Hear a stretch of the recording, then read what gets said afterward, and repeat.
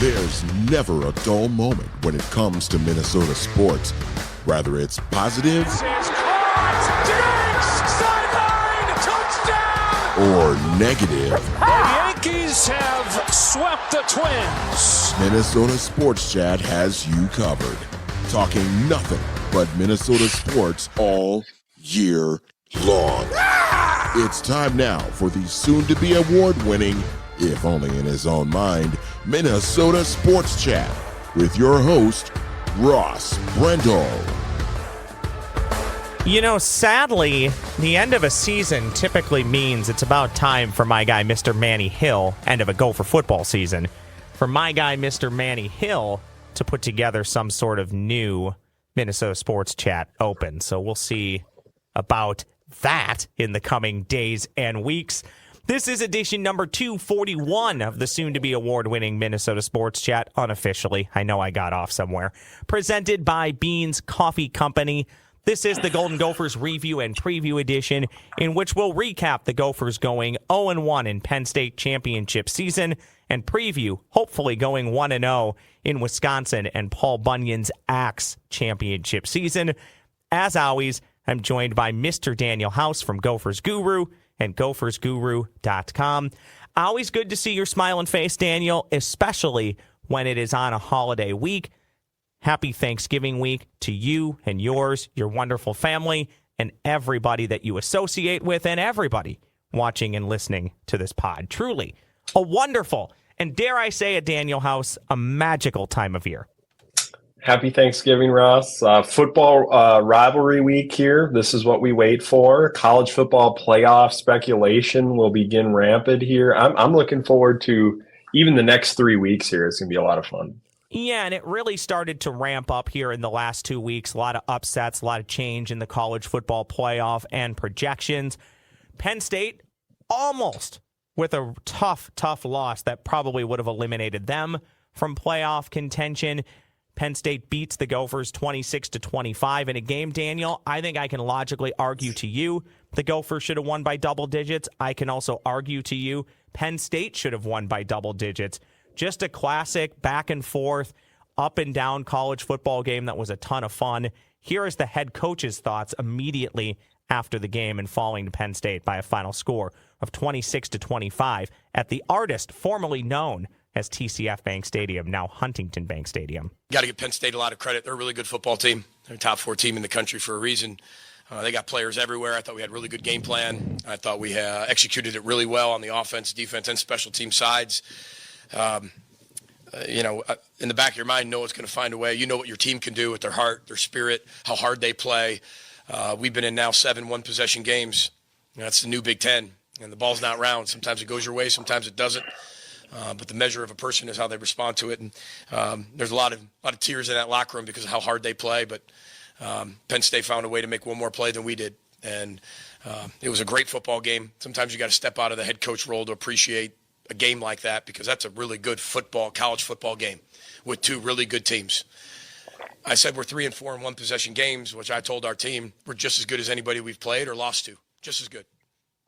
Just got to do it. Gophers led 10-0 and again 22-16. Daniel Jackson with a nice game, perhaps maybe his best of the year when you consider the opponent. 6 catches for 90 yards. The rest of the offense, though, just couldn't muster up enough. Darius Taylor just 58 yards rushing. Max Brosmer 175 total yards passing. My main takeaways, Daniel, too many field goal attempts, not enough TDs. That generally, when you lose a game, tends to be one of the main culprits. And as we talked about leading up to the game in last week's pod, Tyler Warren's a beast, and he only had 8 catches for 102 yards. But I didn't get the official count, but he lined up at multiple positions, as we would expect, and he was a ton of fun to watch. I'll be honest, you and I texted, badly wanted to win that game. It was there for the taking. You and I have talked about this. I tend to be a bit more harder on Gophers football than most people. I'm not that disappointed by the loss on Saturday. I'm not. It was entertaining for all intents and purposes, other than knocking off a top 5 team and getting another win in today's era of college football. I don't know what the win really does for Minnesota. The game meant more to Penn State than probably Minnesota. So I don't really have many major complaints other than we texted about this. 4th and 7 late in the game. I think I would have went for it. You don't get the touchdown. You're forcing them to still go a long way to kick a field goal. Maybe gives them more time to do what they eventually did and run out the clock. But I think that's a chance I'm willing to take, knowing that if I stop Penn State, I'm going to get the ball back with a good chunk of time on the clock, and I'm immediately going to know it's 4-down territory and I need a touchdown. That's my only nitpick. I would also say I don't think the coach's decision to kick the field goal was wrong because there was still roughly 6 minutes of game time left.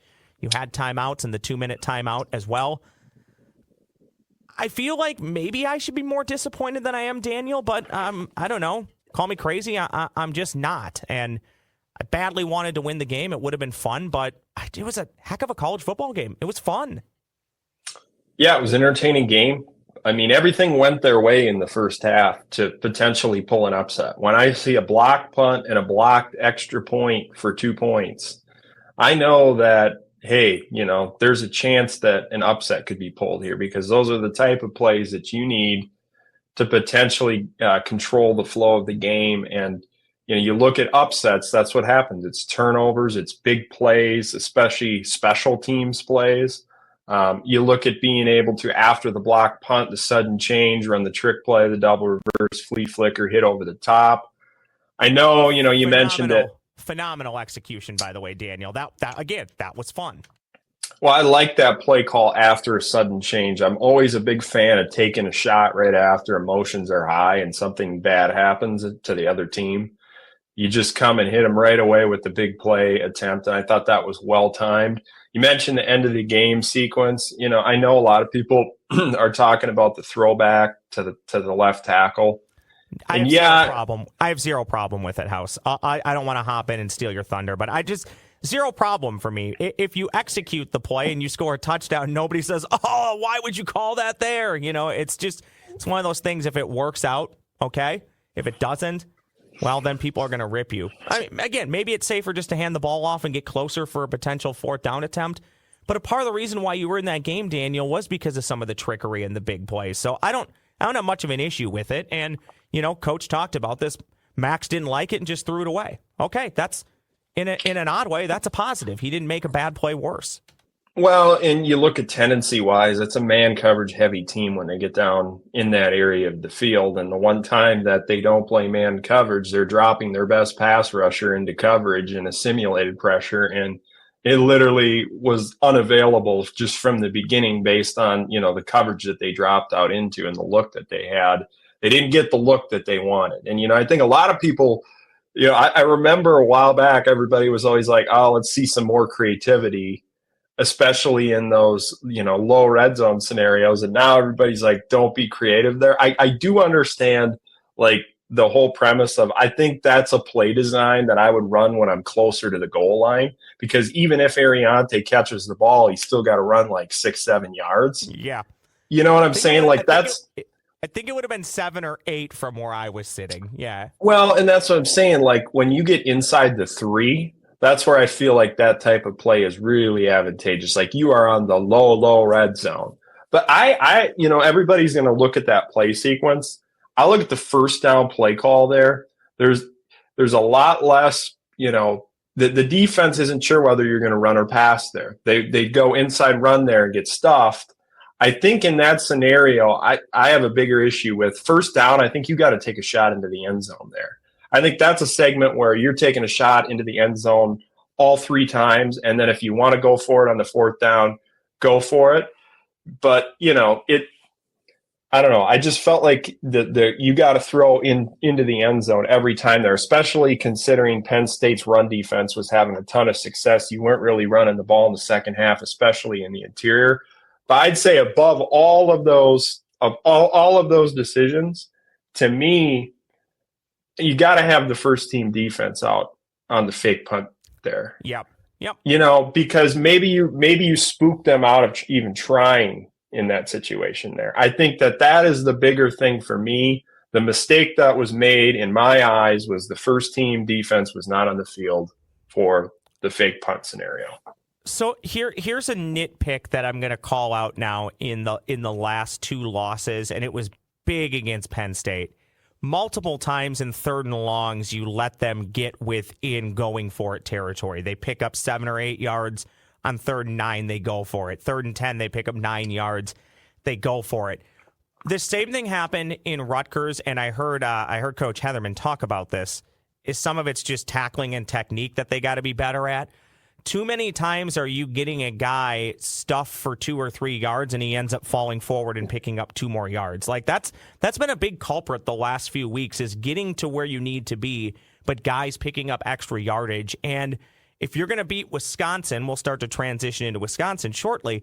That stuff just needs to be better. And I will say this, to me, beating Wisconsin matters. It's always going to matter. So anything that needs to be done to just be incrementally better in your limited practice time this week, I hope you're applying some of those lessons from Rutgers and Penn State to not finish the season on a 3-game skid.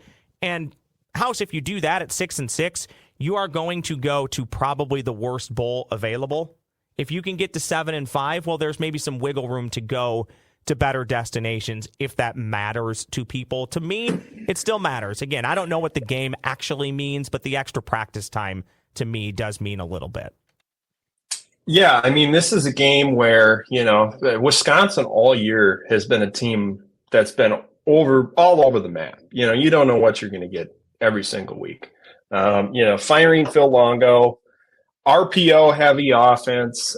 You look at like Braden Locke on 3rd and long situations. I actually just had them for game prep last week, and I could not believe how bad that offense is in 3rd and 7 to 9 to go situations. That specific down and distance, they have a really difficult time. I think a lot of it is wide receiver separation, route concept spacing, things not fitting together super well. I actually think Wisconsin, based on the weather forecast, this thing is going to be a very cold game. I think they are going to come out and try to just pound the football, play really physical at the point of attack. I think their offensive line is the strength of their team. So I think this is going to be a smash mouth game. Who can run the ball a little bit better than the other team? Who can shorten the game up, compress it, and make enough plays in the end to pull off a victory and then not make mistakes? I mean, it always comes down to takeaways, running the ball when you get in the November game like this. I think Hunter Waller sounds like he's going to be back this week. He missed last week's game for Wisconsin. Huge loss. Changes their whole defensive scheme. So watch and see whether he's able to go or not. I think that kind of plays a big role in Wisconsin defensively, what they're doing. I want to remind everybody that 'tis the season for the holidays, with Thanksgiving just days away, Christmas, New Year's. The holiday season is fully upon us. Perfect for gift giving. Some coffee from my friends at Beans Coffee Company. They've been supporting Minnesota Sports Chat now for over a few years, and they truly have some of the best coffee around. The website is coffeebybeans.com. That's coffeebybeans.com. If you or a loved one or a friend is a coffee drinker, perfect for the holiday season to get some of the best small batch coffee around. Roasts and blends for everybody's palate. I think, House, you're a big Mikado guy. I love the Mikado, but I adore the Perfectus. It's basically become my best friend in this life. Those blends and more are available through Beans Coffee Company at coffeebybeans.com. That's coffeebybeans.com. You can use the promo code SPORTSCHAT. That is SPORTSCHAT, all one word. You'll save some cash at checkout. Beans Coffee Company ships for free on all orders of $35 or more. Perfect for holiday season gift giving. That's coffeebybeans.com. Promo code SPORTSCHAT. Here's the head football coach on the rivalry between Minnesota and Wisconsin and what playing a game after a tough loss can do for a team. Yeah, I think any game helps, but I think just, being to the last game, you have that emotion piece of senior day last week. That's one thing. But now it's getting very real where it wasn't just your last home game. Now it's your last regular season game. There's guys that will probably play in the bowl game. Some guys might not. This will be their last time ever playing as a Gopher. Wisconsin has the same thing. This is the, 1890 is the first time we played this football team coming up. And this is what it's all about. And you wouldn't want to have it any other way, being able to end the season with one of your biggest rivals. And I know our guys will be ready to go, ready to play. and both teams will be really focused. So no matter what happened at the beginning, middle, towards the end of the year, that's all thrown out the window. And now you just got to play your best football for 3 hours against one of your biggest rivals. That's really, really exciting in a holiday week. Gophers are 6-5. The Badgers looking to keep their bowl streak alive. They're at 5-6 and fighting for bowl eligibility. Wisconsin currently favored by 2 points. The over-under is set at 43.5. Got to think a large part of that is because what Daniel mentioned, calling for a game time temperature right around 20 degrees or so, but it should be dry, should be comfortable, but cool. The ESPN matchup predictor, Daniel. What say you? You are on fire with these. And I know you said you use another analytics system, but still pretty impressive how good you are at these. 56, Minnesota. They actually give Wisconsin a 50.6% chance to win the game. It truly does kind of feel like a 50-50 type of event. It feels like a toss-up to me. Here's what I would say, Daniel. If the Gophers can score early and do it in touchdowns, maybe get up like 14-3, 10-0. Absolutely. I think you can put Wisconsin in a tough spot where maybe they pack it in for the season. I'm not convinced of that. I don't know. It is a rivalry game. You truly don't know what you're getting. But the beauty of this game, Daniel, is you can tell me Wisconsin gets healthy, they get right, and they win 31-7 and dominate the Gophers. You can also tell me that the Gophers go in there and win 31-7, and I would say, sure, sounds right. Well, I also look at, here's what I'll say. In my mind, as a guy that, watches a lot of these games and studies them, that was a physical game between Penn State and Minnesota. Like, seeing it live, that was a physical football game. There are going to be a lot of dings and small little nicks on both sides after that one. So I look at turning around on a short week after a physical, emotional game like that. I think, that is something to keep an eye on. How does Minnesota look in that first quarter of the game? This is going to be physical. It's going to be cold.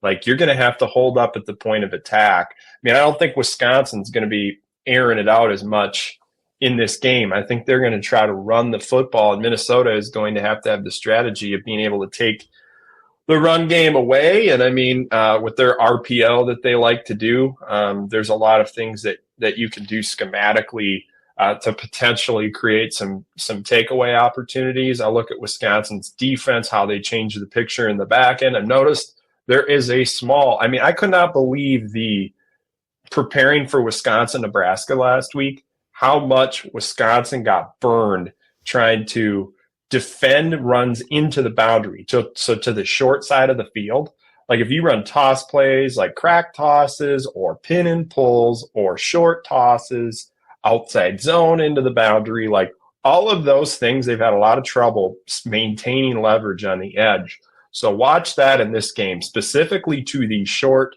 side of the field. Their run defense has been kind of all over the map. They've done a pretty good job of limiting explosives. They got killed in a lot of man coverage situations last week versus Nebraska. So this is a game, you're exactly right, Ross, 100%, that if Minnesota can get off to a good start, and I think it goes the other way too. If Wisconsin gets off to a good start, I think that the team that gets off to the fastest start will probably have the edge in this one. I do think Minnesota has a better chance of, if they did get behind, coming back, or Wisconsin, based on their style, they're not an offense that's explosive. They're more of an on-schedule, work your way up the field, accumulate yardage offense. And I think that might even be more of the case if they lean toward running the football. We have 14 Black Friday college football games, and I think near 60 college games on Saturday. We also have one dumb NFL game on Friday, which I think is just stupid, and they need to stop giving us NFL games every bleeping day of the week. But that's a separate rant for a different podcast. And by the way, I love the NFL. I just don't need it every day of my life. Let us enjoy it more by not giving it to us every bleeping day. That's my take on that. Black Friday is college football's day. It's not the NFL. Stay out of their territory. I imagine, just like me, you're a big fan of Black Friday football. I don't know how much I'll see because I'm 99% sure locked into going to Madison, and I think we're just going to do it in a day. So it'll be a drive there, watch the game, putz our way back. But, it's not there's not a ton of sexy matchups, Daniel, but some of the games will turn out to be decent. And it's just fun to have that Friday where a good chunk of people aren't working, watch some college football, eat your leftovers. I'm a big fan of Black Friday college football. Always have been. And I don't know if this is going to be yearly for Minnesota and Wisconsin, but I certainly wouldn't mind it if it is. Well, I'm guessing with TV now. I mean, they love having this, and then they got the evening cap with Nebraska, Iowa. The Big Ten rivalries are a big deal. They feel like they can capitalize upon the holiday and people being together, celebrating the holidays. I think that is something that they view as advantageous TV-wise. I just look at the whole Big Ten this year, Ross, just big picture. It is a very competitive league. I think coaching, in-game coaching, schematics matter more than ever because you know what? You're going to play in close games. The talent gap is not that wide between, the teams in the middle of the pack.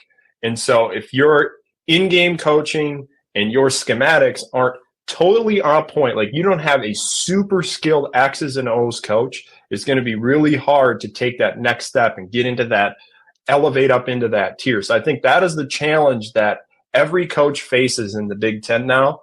You have to coach even at a higher level and maximize, squeeze the juice out of the orange. And then on top of that, your roster building has to be very strategic now going into rev share. And you're going to have to cut some guys. And now you're going to have to figure out positional value and all these different things.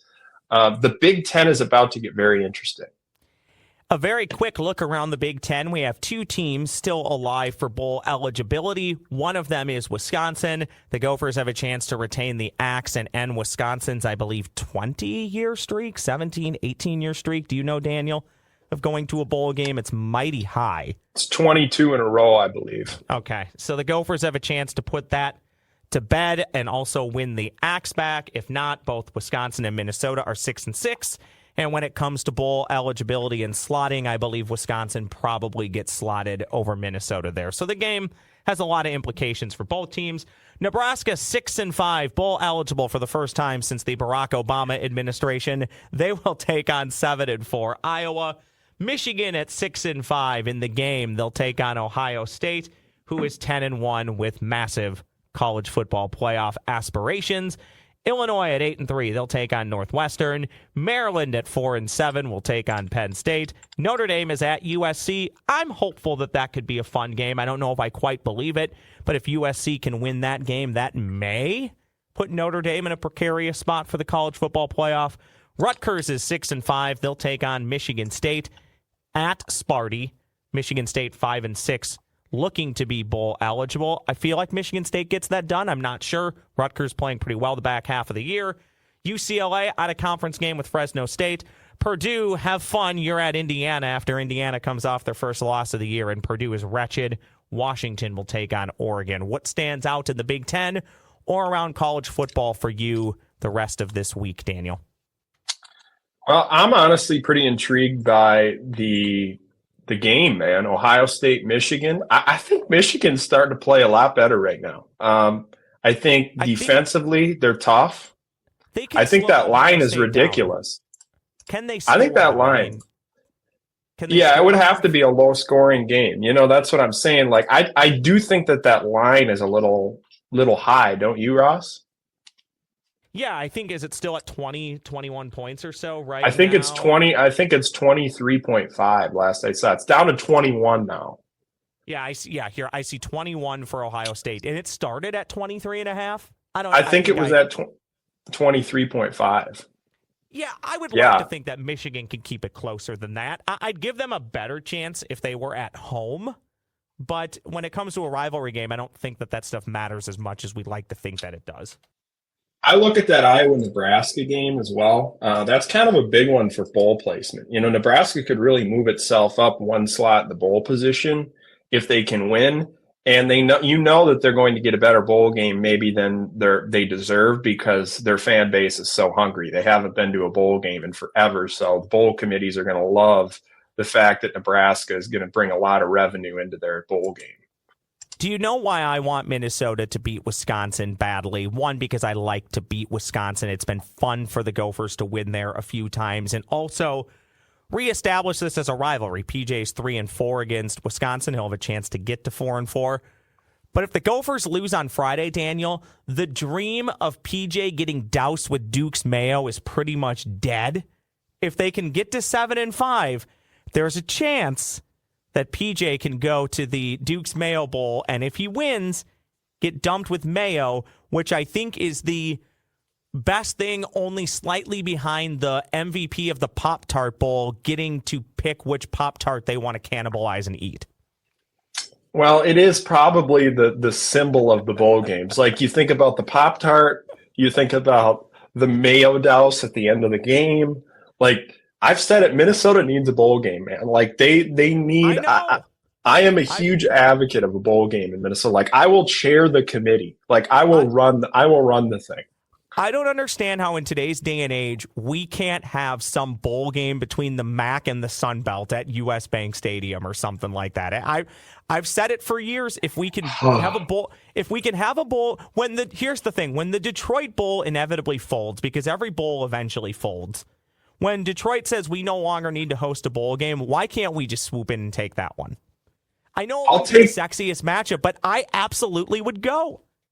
I mean, it's not like, people are going to talk about the cold, but like really there's so much that you can do to stay inside. You got the Mall of America, like all the bowl game activities that you could do around the bowl game. Honestly, I think it'd be sweet. I tweeted it last year, got a ton of traction about getting a bowl game up here. And I know like everybody's going, well, bowl games, are they going to be a thing moving forward here? Well, I still think that there's going to be somewhat of a bowl format. And even then, I think you could get into a decent tier bowl to get somebody, attracted to come here. I'm interested to see how this plays out the next few years for what the bowl system will look like going forward. But I think we know now with the 12-team playoff, which I think is set in place for X amount of years. I should know that, but I don't. You're probably still going to see the bowls. And I have a hard time believing, let's just play this out at some year. This is a 24-team playoff because they're just going to keep adding more and adding more. I don't think the bowls are going to go away, Daniel, until you get to a point where it's truly some form of playoff system where you have like 32 teams in it. And then even then, you might wind up with some form of like a college football NIT where it's like, okay, 32 teams are going to this tournament and the other 16 are going to this tournament. Because right now the reality is at the end of the year, Daniel, you have you got 41 bowl games. You have roughly 80 programs getting some sort of payout at the end of the season. They're not going to want to go back on that. So you need to continue to provide them opportunities for that. Yeah, and I mean, I don't know. It comes down to how realignment works. I still think that eventually we're working our way toward, everybody that I talk to seems to think it'll be SEC Big Ten, Super League type of deal. Yeah.